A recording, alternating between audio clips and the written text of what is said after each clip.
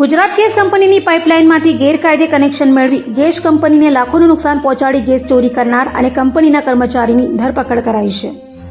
સુરતની ઉધના પોલીસ પાસેથી મળતી માહિતી મુજબ ગુજરાત ગેસ કંપનીની પાઇપલાઇનમાં ગેરકાયદેસર કનેક્શન મેળવી ગેસ કંપનીના પાઇપલાઇનને નુકસાન કરી ગેરકાયદેસર ગેસની ચોરી કરનાર વિશાલકુમાર મહેશકુમાર પટેલે વર્ષ 2007માં ગેસ કનેક્શન લીધા બાદ ઓક્ટોબર 2022માં ગેસ કનેક્શન બંધ કરાવ્યું હતું.